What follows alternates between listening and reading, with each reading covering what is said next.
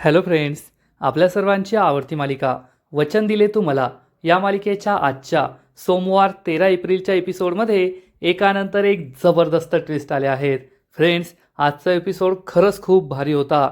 शौर्य हा अजून कोमातच आहे, परंतु शौर्यला कोमातून बाहेर कसं काढायचं हाच प्रश्न सगळ्यांना पडलाय. तेव्हा डॉक्टर भागवतांनी हर्षवर्धनला समजावून सांगितलं की शौर्यला गोळी लागली, त्या जखमेमुळे तो कोमात नाहीये, तर त्याला जबरदस्त मानसिक धक्का बसलाय. अगदी जवळच्या व्यक्तीने एकतर त्याचा विश्वासघात केलाय किंवा त्याला दुखावलंय, म्हणून तो कोमात आहे. पण हर्षवर्धनला काहीच कळलं नाही, कारण ऊर्जा आणि शौर्यबद्दल त्याला काहीच माहिती नाहीये. पण आता ऊर्जा ही शौर्याच्या ICU रूममध्ये जाणार आहे आणि त्याला सांगणार आहे, शौर्य, माझं तुझ्यावर खूप प्रेम आहे, मी तुझ्याशिवाय नाही जगू शकत, प्लीज लवकर शुद्धीवर ये. आणि शौर्य ऊर्जाचं ऐकणार आणि चक्क कोमातून बाहेर येणार, तो शुद्धीत येणार आहे. मग हे सगळं घडलं तरी कसं, हा चमत्कार कसा झाला हे जाणून घेण्यासाठी हा व्हिडिओ शेवटपर्यंत नक्की पहा. फ्रेंड्स, आजच्या एपिसोडच्या सुरुवातीलाच ऊर्जा तिच्या घरी शून्यात पाहत बसलेली असते. तेवढ्यात पूर्वा तिच्याजवळ येते आणि तिला समजवण्याचा प्रयत्न करते. ऊर्जा बाळा, तू केव्हाची अशीच बसली आहे, चल मी तुझ्या डोक्याला तेल लावून देते. पण ऊर्जा काहीच रिॲक्शन देत नाही, बोलत नाही, पूर्वाकडे पाहत नाही. आणि अचानक ऊर्जा तिचा मोबाईल पाहते आणि म्हणते, कुमुदिनी मॅडमचा मला मेसेज येणार होता, फोन येणार होता, त्यांचा मेसेज अजून आला नाहीये. आणि ती मेसेज पाहत असते, फोनही आलेला नसतो. ती फोनसुद्धा पाहते, पण कुमुदिनी मॅडम मला का मेसेज करत नाहीये, का फोन करत नाहीये, त्या तर मला मेसेज करणार होत्या, फोन करणार होत्या, पण त्यांनी का मला सांगितलं नाहीये. आणि ऊर्जाची अखंड बडबड सुरू असते. पूर्वा तिला समजावून सांगते, ऊर्जा शांत हो, असं बोलू नकोस. परंतु ऊर्जा भानावर नसते. ती काय बोलतीये, कशी वागतीये हे तिलाच कळत नसतं. आणि तिची ही अवस्था पाहून पूर्वा चांगलीच घाबरते. आणि त्याच वेळेस एक मेसेज येतो. मेसेजची टोन वाजते. ऊर्जा पाहते, तिला असं वाटतं कुमुदिनीचा मेसेज आला असेल, परंतु हा कंपनीचा मेसेज असतो.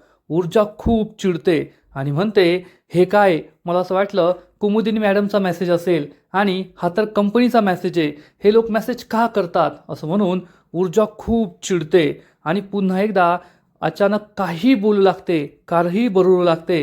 पूर्वा खूप घाबरते आणि तिला समजावून सांगते, ऊर्जा बाळा, अशी वागू नकोस, अशी बोलू नकोस, शांत हो. आणि तेवढ्यात ऊर्जा परत फोन उचलते आणि म्हणते, हा बोला कुमुदिनी मॅडम, शौर्य शुद्धीत आला का, कोमातून बाहेर आला का, तो बरा आहे का. पूर्वा तिला समजावून सांगते, ऊर्जा असं का करतेयस, तुला भात झालाय, फोनची रिंग वाजलीच नाहीये, कोणाचाच फोन आला नाहीये. तर ऊर्जा म्हणते, नाही आई, फोन वाजलाय, मला रिंग ऐकू आली. पण पूर्वा तिला समजावून सांगते, ऊर्जा शांत हो, फोनची रिंग वाजली नाहीये, हा तुझा भास होता, फोन आलाच नव्हता. ऊर्जा म्हणते, फोन आला नव्हता, मग मला रिंग कशी आली, मला खरंच भास होतोय का, हे सगळं काय होतंय, मला काहीच कळत नाहीये. ऊर्जा खूप टेन्शनमध्ये असते. पूर्वा तिला शांत करण्याचा प्रयत्न करते, पण ऊर्जाला काय करावं ते कळतच नसतं. त्यामुळे पूर्वा घाबरते की आपल्या मुलीचं हे काय होऊन बसलंय. आणि इकडे हर्षवर्धनला डॉक्टर भागवत भेटतात. हर्षवर्धन विचारतो, डॉक्टर भागवत, काय सुरू आहे, मी माझ्या मुलाला मोठ्या हॉस्पिटलमध्ये ॲडमिट करायचं आहे का, मी भारताच्या नंबर 1 डॉक्टरला बोलू शकतो, त्यांना बोलवायचं आहे का. डॉक्टर भागवत हर्षवर्धनला समजावून सांगतात, हर्षवर्धन सर, असं काही करण्याची गरज नाहीये, मी शौर्याचे सगळे रिपोर्ट चेक करणार आहे, त्याचे सगळे स्कॅन्स करायला मी सांगितले आहेत, थोड्याच वेळात मी ते सगळे चेक करतो आणि तुम्हाला सांगतो. पण सध्या तरी मी तुम्हाला एवढं सांगू शकतो की शौर्य हा बेस्ट ट्रीटमेंट घेतोय, येथे सुद्धा डॉक्टरांची बेस्ट टीम आहे, त्यामुळे त्याला दुसऱ्या कोणत्याही डॉक्टरांची किंवा दुसरीकडे शिफ्ट करण्याची गरज नाही आहे. हर्षवर्धन म्हणतो, ठीक आहे, तुम्ही ते सगळे रिपोर्ट्स स्कॅन चेक करा आणि मला सांगा, मी येथेच आहे. डॉक्टर आतमध्ये निघून जातात. हर्षवर्धन खूप टेन्शनमध्ये असतो. आणि इकडे हर्षवर्धनच्या घरी तीर्थाने हर्षवर्धनला कॉल लावलेला असतो. बाकीचे सगळे खूप टेन्शनमध्ये असतात. विजयाची अवस्था तर पाहण्यासारखी नसते. तीर्थ हर्षवर्धनला म्हणते, डॅड प्लीज आम्हाला हॉस्पिटलमध्ये येऊ द्या, आम्हाला शौर्यदादाला भेटायचंय, पाहायचंय, आम्ही त्याला भेटू शकतो ना. तर हर्षवर्धन हा नाही म्हणतो. मग सोनमसुद्धा फोन घेते आणि म्हणते, काका प्लीज आम्हाला हॉस्पिटलमध्ये येऊ द्या, आम्हाला दादाला भेटायचंय. पण हर्षवर्धन त्यासाठी स्पष्ट शब्दात नकार देतो आणि म्हणतो, नाही, तुम्ही येथे कोणीच यायचं नाहीये, आदित्यला फोन द्या. आणि मग सोनम आदित्यला फोन देते. हर्षवर्धन आदित्यला सांगतो, आदित्य, आता मी डॉक्टर भागवतांशी बोललोय. सध्या शौर्यच्या तब्येतीमध्ये कोणतीही सुधारणा नाही आहे. तो अजून कोमातच आहे. विजा कशी आहे? आदित्य सांगतो, डॅड, अजून तशीच आहे. तुम्हाला तिच्याशी बोलावं लागणार आहे, नाहीतर ती कोणाचंच ऐकत नाही आहे. हर्षवर्धन सांगतो, ठीक आहे, मी तिच्याशी बोलेल. हर्षवर्धन फोन कट करतो आणि मग लगेचच विजया विचारते, आदित्य, कसा आहे माझा शौर्य? बरा आहे का तो? आला का शुद्धीत? आदित्य सांगतो, नाही आई, तो ज्या अवस्थेत होता त्याच अवस्थेत आहे. अजूनही कोमातच आहे. हे ऐकून विजयाला खूप वाईट वाटतं. ती रडू लागते. सोनम, तीर्था सगळे रडू लागतात. विजया म्हणते, मी आत्ता हॉस्पिटलमध्ये जाते. मी जाते माझ्या शौर्यजवळ. आदित्य तिला समजावून सांगतो, आई, त्याने काहीच होणार नाही आहे. हॉस्पिटलमध्ये जाऊन काय फायदा आहे? तेथे कोणाला शौर्यजवळ जाऊ देत नाही आहे, भेटू देत नाही आहे. तू तेथे जाऊन काय करशील? आणि आज बाबा रात्री घरी येणार आहेत. ते तुला सगळं सांगतील. मी रात्रभर तेथेच थांबणार आहे. आदित्य हा तेथून निघून जातो. विजयाला खूप टेन्शन आलेलं असतं. माझ्या शौर्याबरोबर हे काय झालं? तो बरा होईल ना? कोमातून बाहेर येईल ना? असं म्हणून ती रडत असते. दिव्या तिच्या जवळ येते आणि तिला समजवण्याचा प्रयत्न करते. आई, टेन्शन घेऊ नका. शौर्य लवकरच बरा होईल. तर विजया तिच्यावरच चिडते आणि म्हणते, तू तर बोलूच नकोस. आज माझ्या शौर्याची जी अवस्था आहे ना, ती फक्त तुझ्यामुळे आहे आणि तुझ्या त्या बहिणीमुळे, ऊर्जा शिंदेमुळे. ऊर्जा शिंदेमुळेच आज माझा शौर्य हॉस्पिटलमध्ये आहे आणि मी त्या ऊर्जा शिंदेला सोडणार नाही, एवढं लक्षात ठेव. आणि विजया ऊर्जाच्या नावाने खूप चिडलेली असते. त्यामुळे दिव्याला सुद्धा टेन्शन येतं की केलं तिने आणि आता भरावं मला लागेल. इकडे हर्षवर्धन ICUमध्ये येतो. शौर्य अजूनही तेथे निश्चित पडलेला असतो, बेशुद्ध अवस्थेत असतो आणि शौर्याची ही अवस्था पाहून हर्षवर्धनच्या डोळ्यातसुद्धा पाणी येतं. फ्रेंड्स, आपण पाहिलंय की हर्षवर्धन हा एक माणूस म्हणून किती वाईट आहे, वकील म्हणून किती खोटाडा, भ्रष्टाचारी, कपटी कारस्थानी आहे. पण शेवटी एक बाप म्हणून त्याच्या डोळ्यात पाणी येणं साहजिकच आहे. जो त्याचा मुलगा शौर्य कालपर्यंत उत्साहाने भरलेला असायचा, आनंदी असायचा, सुखी असायचा, आज तो या हॉस्पिटलमध्ये कोमात आहे, जीवन आणि मृत्यूच्या दरम्यान लढतोय. हे पाहून हर्षवर्धन सुद्धा रडू लागतो. त्याला आठवतं की हॉस्पिटलमध्ये आल्यावर आईसाहेबांनी सांगितलं होतं की ऊर्जाने येथे शौर्यला आणलं होतं. डॉक्टर काय म्हणाले होते की शौर्य कोमात गेलाय. हे सगळं त्याला आठवतं आणि हर्षवर्धन विचार करतो, शौर्य, मला खूप सारे प्रश्न पडले आहेत आणि या सगळ्या प्रश्नांची उत्तरं तूच मला देऊ शकतोस. त्यामुळे लवकर शुद्धीत ये आणि मला या सगळ्याच्या प्रश्नांची उत्तरं दे. पाहता पाहता रात्र होते आणि हर्षवर्धन हा ICU बाहेर असतो. डॉक्टर भागवत बाहेर येतात. हर्षवर्धन विचारतो, डॉक्टर, तुम्ही सगळे रिपोर्ट्स स्कॅन चेक केलेत का? काय इम्प्रूव्हमेंट आहे सांगा ना मला. शौर्य अजून शुद्धीवर का येत नाही आहे? डॉक्टर भागवत त्याला समजावून सांगतात, हर्षवर्धन सर, मी सगळे रिपोर्ट्स, सगळे स्कॅन चेक केले आहेत आणि मी तुम्हाला एवढंच सांगू शकतो की शौर्य हा पूर्णपणे बरा होऊ शकतो, पण तो कोमातून कधी बाहेर येईल हे मला सांगता येत नाही आहे. सर्जरीनंतर तो स्टेबल आहे, पण त्याच्यामध्ये सुधारणा होत नाही आहे. तो कोमातून एव्हाना बाहेर यायला हवा होता, पण कोणती गोष्ट त्याला थांबवतीये हेच आम्हाला कळत नाही आहे. हर्षवर्धन म्हणतो, मग डॉक्टर, आपण आता काय करू शकतो? तर डॉक्टर सांगतात, प्रार्थना. हर्षवर्धनला जबर धक्काच बसतो. हर्षवर्धन विचारतो, डॉक्टर, तुम्ही हे काय बोलताय? तुम्ही डॉक्टर आहात आणि मला प्रार्थना करायला सांगताय? तर डॉक्टर समजावून सांगतात, मेडिकल सायन्सप्रमाणे आम्ही जे काही करू शकत होतो आम्ही ते सगळं केलं आहे. मी UKच्या डॉक्टरांशी सुद्धा बोललो आहे, परंतु आता मेडिकल सायन्सपर्यंत आम्ही पोहोचलोय, शेवटापर्यंत आम्ही पोहोचलोय. आम्ही यापुढे काहीच करू शकत नाही. आता फक्त तुमच्या प्रार्थना आणि काहीतरी चमत्कारच शौर्यला शुद्धीवर आणू शकतात. हर्षवर्धनला काही कळतच नाही. डॉक्टर भागवत त्याला समजावून सांगतात, हर्षवर्धन सर, मी तुमचा जुना डॉक्टर आहे. याआधीसुद्धा मी शौर्यला ट्रीट केलं आहे. मी तुम्हाला एवढंच सांगू शकतो, शौर्य कोमात गेलाय तो या गोळीच्या जखमेमुळे नाही, तर एखाद्या मानसिक धक्क्यामुळे. हर्षवर्धनला काही कळतच नाही आणि डॉक्टर त्याला विचारतात, तुमच्या प्रोफेशनमध्ये कुणी जाणून बुजून हा हल्ला केलाय का? या हल्ल्यामागचं कारण काय तुम्हाला माहिती आहे का? हर्षवर्धन म्हणतो, कोणाच्या बापाची हिंमत नाही आहे हर्षवर्धन जहागीरदारच्या मुलाला हात लावण्याची. डॉक्टर विचारतात, मग एखादा मानसिक धक्का, कदाचित त्याच्या जवळच्या व्यक्तीने त्याचा विश्वासघात केला असावा किंवा त्याच्या मनाविरुद्ध वागल्यामुळे त्याला हा मानसिक धक्का बसलाय, म्हणून तो कोमात गेलाय. हर्षवर्धनला मात्र याबद्दल काहीच आयडिया नसते. हर्षवर्धन सांगतो, आमच्या कुटुंबात तर असं काहीच घडलं नाही आहे. डॉक्टर विचारतात, मग कदाचित बाहेर घडलं असेल, तुम्हाला माहीत नसेल आणि तुम्ही ते जाणून घेण्याचा प्रयत्न करा. जोपर्यंत या मानसिक धक्क्यातून शौर्य बाहेर येत नाही तोपर्यंत तो कोमातून बाहेर येणार नाही. आणि आता आपल्याकडे प्रार्थना करणं सोडून काहीच राहिलेलं नाही आहे. हे ऐकून हर्षवर्धनला खूप वाईट वाटतं. डॉक्टर तेथून निघून जातात. हर्षवर्धन खूप टेन्शनमध्ये असतो आणि तेवढ्याच टेन्शनमध्ये असते ऊर्जा. ऊर्जा ही तशीच डोळे उघडे ठेवून टेबलवर झोपलेली असते. पूर्वा तिच्याजवळ येते आणि म्हणते, ऊर्जा बाळा चल, मी तुझ्या डोक्याला तेल लावून देते. पण ऊर्जा ही तशीच शून्यात पाहत असते, काहीच बोलत नाही, काही म्हणत नाही. पूर्वा तिच्या शेजारी बसते आणि म्हणते, ऊर्जा बाळा असं काय करतीयेस? मी तुझ्यासाठी हळदीचं दूध बनवलं होतं, तू ते सुद्धा नाही पिलीस. तुला कणकण आली आहे, त्रास होतोय, दिवसभर तू धावपळ केली, रात्रभर तू झोपली नाही आणि आतासुद्धा तू अशीच बसू नये. प्लीज ऊर्जा बाळा ऐक ना, उठ, मी तुझ्या डोक्याला तेल लावून देते.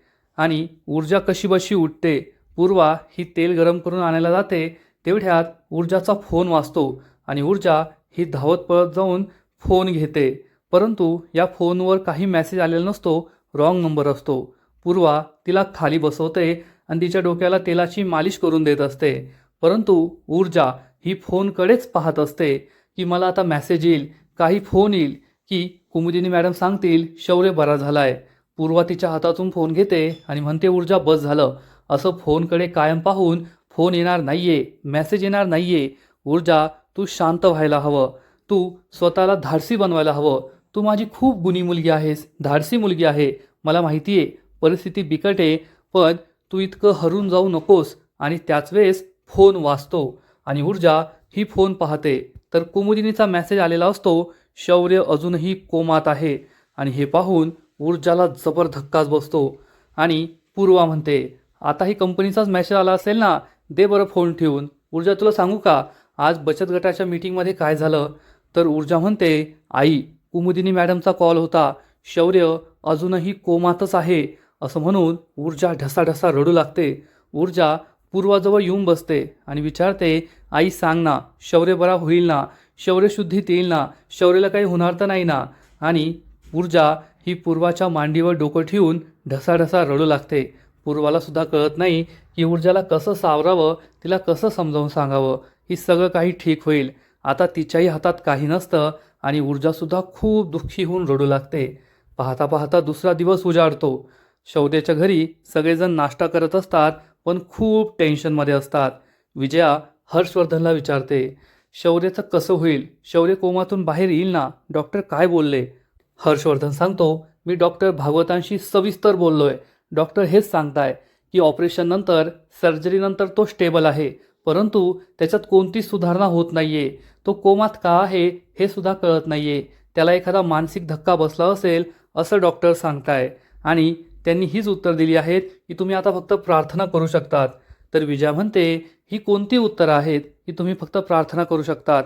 हर्षवर्धन म्हणतो, डॉक्टर भागवत अशी उडवाउडवीची उत्तरं देणार नाहीत आणि डॉक्टरांवर विश्वास ठेवण्याशिवाय आपण आता काहीच करू शकत नाही. तर विजया म्हणते, जर शौर्य स्टेबल असेल तर त्याला आपण घरी घेऊन येऊया, मी त्याची संपूर्ण काळजी घेईल. पण हर्षवर्धन काहीच बोलत नाही. तर आईसाहेब म्हणतात, तो डॉक्टर भागवतांशी याबद्दल बोललास का? आपण शौर्यला घेऊन घरी येऊ शकतो का? तर हर्षवर्धन म्हणतो, हो आईसाहेब मी बोललोय, पण त्यांनी काहीच उत्तर दिलं नाही. तेवढ्यात हर्षवर्धनचा फोन वाजतो. हर्षवर्धन फोन उचलून म्हणतो, बोल ना आदित्य. आदित्य त्याला असं काहीतरी सांगतो ज्यामुळे हर्षवर्धनला जबर धक्काच बसतो. तो जोरात ओरडतो, काय? मी आत्ताच्या आत्ता येतोय हॉस्पिटलमध्ये. विजया विचारते, काय झालं? हर्षवर्धन सांगतो, शौर्याची तब्येत आणखीनच बिघडली आहे. हे ऐकून सगळ्यांनाच मोठा धक्का बसतो. विजया म्हणते, अहो मी तुमच्यावर येतेय. सोनम आणि तीर्थासुद्धा म्हणतात, हो आम्ही सुद्धा येतोय. पण हर्षवर्धन त्यासाठी स्पष्ट शब्दात नकार देतो की तुम्ही दोघींनी नाही यायचंय. विजया म्हणते, कमीत कमी मला तरी येऊ द्या. हर्षवर्धन म्हणतो, ठीक आहे. आणि हे दोघेही हॉस्पिटलमध्ये निघून जातात. तेवढ्यात दिव्या तेथे येते आणि म्हणते, बाबा आणि आई गेले, मला त्यांच्यावर हॉस्पिटलमध्ये जायचं होतं. ठीक आहे, मी जाते रिक्षाने. तर आईसाहेब तिला थांबवतात आणि म्हणतात, दिव्या कोठेच जायचं नाहीये. हर्षवर्धन म्हणालाय की कोणीही हॉस्पिटलमध्ये यायचं नाही. तर दिव्या सांगते, पण मला तर जावंच लागेल. सगळे तिच्याकडे आश्चर्याने पाहतात. सोनम विचारते तुला का जावं लागेल? तर दिव्या सांगते कसं आहे ना, मला कॉफी घेऊन जायची आहे. तेथे तुझा आदित्य दादा रात्रभर होता ना आणि त्याला सकाळी सकाळी कॉफी लागते. तर सोनम म्हणते वहिनी तेथे कॅफेटेरिया असतो जेथे कॉफी मिळते. दिव्या म्हणते एकदम बरोबर बोललीस. कॅफेटेरिया असतो, कॉफीसुद्धा मिळते, पण माझ्या हातची नाही मिळत ना. आणि आदित्यला फक्त माझ्या हातचीच कॉफी आवडते, म्हणून मी कॉफी घेऊन चालली आहे त्यासाठी. आणि ती जाऊ लागते. तर आईसाहेब तिला थांबवतात आणि म्हणतात दिव्या बस झालं, ठीक आहे तू जा, पण एकटी नको जाऊ, मी तुझ्याबरोबर येते. तर दिव्या म्हणते पण आत्ताच तर तुम्ही म्हणाला की बाबा म्हणालेत कुणीच यायचं नाहीये. आईसाहेब चिडून म्हणतात जेवढं सांगितलं तेवढं कर, आणि हा कॉफीचा बहाणा करायची गरज नाहीये. तेथे आदित्यचा भाऊ ICU आहे आणि कॉफी कुणी बनवली याचा त्याला फरक पडत नाही. दिव्याची बोलतीच बंद होते. सोनम म्हणते हे बरं आहे तुमचं, तुम्ही सगळे जातात, फक्त आम्हाला येऊ देत नाही. आईसाहेब तिला समजावून सांगतात बाळा तू हुशार आहेस ना, तू तिच्यासारखी नाहीये, समजून घे. सोनम हो म्हणते. दिव्या आणि आईसाहेब दोघेही तेथून निघून जातात. तर इकडे ऊर्जाच्या घरी ऊर्जा ही तयार होते पण खूप टेन्शनमध्ये असते. पूर्वा तिला समजावून सांगते ऊर्जा आता 2 दिवस झाले आहेत आणि स्वतःला सावर, सगळं काही ठीक होईल. शौर्य स्टेबल आहे, तो लवकरच कोमातून बाहेर येईल, तू काळजी करू नकोस. पण ऊर्जाला खूप टेन्शन आलेलं असतं, आता पुढे काय होईल. आणि पूर्वा तिला समजावून सांगते मी तुझ्यासाठी काहीतरी खायला बनवते, नाश्ता कर आणि मग आराम कर. ऊर्जा हो म्हणते. पूर्वा जाते तेवढ्यात ऊर्जाचा मोबाईल वाजतो. ऊर्जा फोन उचलते आणि विचारते हो बोला ना, शौर्य कसा आहे, आला का तो कोमातून बाहेर, शुद्धीत आला का? पण ऊर्जाला दुसऱ्या बाजूने जे काही ऐकू येतं ते ऐकून तिला जबर धक्काच बसतो आणि ती जोरात ओरडते. त्यामुळे पूर्वासुद्धा घाबरते की ऊर्जाला अशी कोणती बातमी मिळाली आहे. आणि आजचा एपिसोड इथेच संपतो. फ्रेंड्स, वचन दिले तुम्हाला, या मालिकेचा आजचा एपिसोड खरंच खूप भारी होता, खूप इंटरेस्टिंग होता. शौर्य हा अजूनही कोमात आहे, पण हे जे सगळं काही चाललंय ते पाहायला मजा येते. एकीकडे ऊर्जाने शौर्यला हॉस्पिटलमध्ये आणलं, पण ऊर्जा तेथे काय करत होती, हे सगळं ऊर्जामुळेच घडलं की काय, अशी सुद्धा सगळ्यांना शंका येते. आणि विजयाने तर ऊर्जाला दोषी ठरवलंय. उलट ऊर्जामुळेच आज शौर्याचा जीव वाचलाय. डॉक्टर भागवत सुद्धा तेच म्हणाले होते की शौर्यला वेळेवर हॉस्पिटलमधून आणलं म्हणून त्याचा जीव वाचलाय, नाहीतर काहीतरी भयंकर घडलं असतं. पण विजयाला हे पटत नाहीये. इकडे ऊर्जा मात्र शौर्याच्या प्रेमात पूर्ण वेडी झालीये. शौर्याने आपल्यासाठी गोळी झेलली, त्यामुळे तिची प्रेमाची भावना पुन्हा एकदा प्रकट झालीये. आणि आता हे दोघे नक्कीच एकत्र येतील असंच वाटतंय. वचन दिले तू मला, या मालिकेचा आजचा एपिसोड तर भारी होता, पण पुढील एपिसोड आणखीन भारी असणारे, आणखीन मोठा ट्विस्ट या मालिकेत येणारे. मग नेमकं घडणार तरी काय? तर फ्रेंड्स, या मालिकेच्या पुढील एपिसोडमध्ये आपण पाहू की ऊर्जा ही शौर्यजवळ ICUमध्ये असेल. आता ती ICUमध्ये कशी गेली हा प्रश्न खूप मोठा आहे, कारण ICUमध्ये तर फक्त आई किंवा बाप हे दोघेच अलाउड असतात. आणि जोपर्यंत हर्षवर्धन किंवा विजया तेथे आहेत ते ऊर्जाला ICUमध्ये जाऊ देणार नाहीत, एवढं मात्र खरं. मग कदाचित आजीनेच अशी काहीतरी आयडिया केली असेल ज्यामुळे ऊर्जाला ICUमध्ये जाता आलं. शौर्य हा अजूनही बेशुद्ध असेल, कोमात असेल, आणि ऊर्जा ही शौर्याला समजवण्याचा प्रयत्न करेल. शौर्य प्लीज असा पडून राहू नकोस, डोळे उघड, माझं तुझ्यावर खूप प्रेम आहे, मला माफ कर, मी तुझ्यावर चिडले, तुझ्यावर ओरडले, पण मी पुन्हा असं करणार नाही, मी तुझ्याशिवाय नाही जगू शकत, शौर्य प्लीज शुद्धीवर आहे. म्हणजे ऊर्जा ही आता शौर्याला आपल्या प्रेमाची जाणीव करून देणार आहे. आपल्या सगळ्यांना माहिती आहे की जेव्हा ऊर्जाला शौर्याचं सत्य कळालं होतं की तो हर्षवर्धन जहागीरदारचा मुलगा आहे, तेव्हा ऊर्जा त्याच्याशी खूप वाईट वागली होती. तू सुद्धा तुझ्या बापासारखाच खोटारडा आहेस, तुम्ही बाप लेकाने मिळून माझ्याविरुद्ध कट कारस्थान केलंय, मला फसवलंय, असे आरोप ऊर्जाने लावले होते. त्यामुळे शौर्य खूप दुःखी झाला होता. याच्या आधीसुद्धा तो कोमात जाण्याची शक्यता होती, त्यातून तो कसाबसा वाचला. पण आता पुन्हा एकदा गोळी लागल्यामुळे तो कोमात गेलाय. आणि आत्ता कोठे ऊर्जाला कळलंय की शौर्य खोटारडा नाहीये, चुकीचा नाहीये, त्याने ऊर्जाविरुद्ध कोणतंही कट कारस्थान केलं नव्हतं. त्यामुळे ऊर्जा त्याला हॉस्पिटलमध्ये घेऊन सुद्धा आली आणि आता त्याला शुद्धीवर आणण्याचा प्रयत्न सुद्धा करते. आणि ऊर्जा ही शौर्याला आर्त हाक मारणार, शौर्य डोळे उघड, प्लीज शौर्य जागा हो, शौर्य प्लीज. आणि त्याच वेळेस चमत्कार होणार, शौर्य चक्क डोळे उघडणार आणि त्याने डोळे उघडलेत, तो कोमातून बाहेर आलाय हे पाहून ऊर्जाला खूप आनंद होईल. ऊर्जाच्या चेहऱ्यावर आनंद ओसंडून वाहत असेल. म्हणजे आता या मालिकेत शौर्य तर शुद्धीवर आलाय, पण ऊर्जा आणि शौर्य या दोघांचं नातं जर हर्षवर्धन आणि त्याच्या कुटुंबाला समजलं तर कॉम्प्लिकेशन्स अजूनच वाढतील यात शंका नाही. कारण जरी शौर्य आणि ऊर्जाचं प्रेम प्रकरण समोर आलं तरीही ऊर्जा आणि हर्षवर्धन एकमेकांविरुद्ध कोर्टात उभे ठाकणारच आणि त्यामुळे दोन्ही घरांमध्ये खूप मोठं टेन्शन निर्माण होईल. मग नेमकं आता घडणार तरी काय? ऊर्जा आणि शौर्याचं प्रेम प्रकरण सगळ्यांना कळेल का आणि त्याचे परिणाम काय असतील हे पाहणं खूप इंटरेस्टिंग आहे. तर फ्रेंड्स, तुम्हाला सुद्धा वचन दिले तू मला ही मालिका आवडते का? नक्कीच कमेंट करून सांगा. आणि या मालिकेचे असेच नवीन नवीन एपिसोड, नवीन नवीन अपडेट सर्वात आधी पाहण्यासाठी व्हिडिओला लाईक करा, शेअर करा, चॅनलला सबस्क्राईब करून बेल आयकॉनवर क्लिक करा. म्हणजे या मालिकेचे नवीन नवीन एपिसोड तुम्हाला सर्वात आधी पाहायला मिळतील. खूप खूप खूप धन्यवाद.